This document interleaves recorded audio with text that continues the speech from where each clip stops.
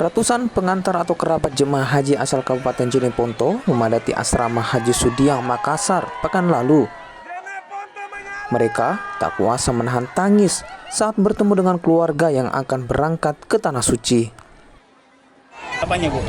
Tanteku. Tanteta. Itu Iya. tadi sudah lihat tadi, Bu? Iya, sudah lihat. Ya, ada harapan, Bu, nanti dari Alhamdulillah. keluarga? Alhamdulillah dia baik. Baik. Semoga jadi haji mabrur. Iya, amin. Ini bermalam di sini atau seperti apa, Bu? Mami pulang. Tapi Tadi sebelumnya sempat bermalam ini. Yes. Di mana itu, Bu? di sana di belakang. Oh, berarti kontrak rumah warga gitu. Iya. Jemaah haji asal Jeneponto dan Maros ini jadi penutup pemberangkatan haji melalui embarkasi Makassar pada 30 Mei 2025 kemarin. Total 393 orang yang diberangkatkan dalam kloter 40. Sebelumnya, pemberangkatan haji embarkasi Makassar tercatat 41 kloter.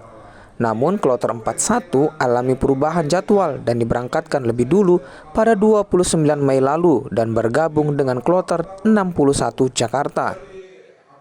Kloter 41 kita terbangkan pada tanggal 29 bergabung dengan DKI Jakarta atau kloter 61 DKI Jakarta.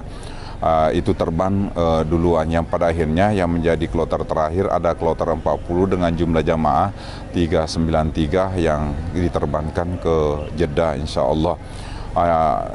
Dengan berakhirnya kloter 40 ini maka jumlah jamaah yang kita terbangkan melalui embarkasi Makassar itu 15.881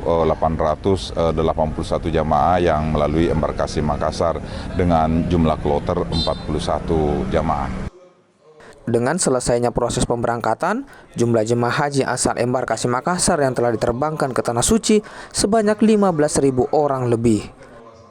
Arif Tirtana, Kompas TV, Makassar, Sulawesi Selatan.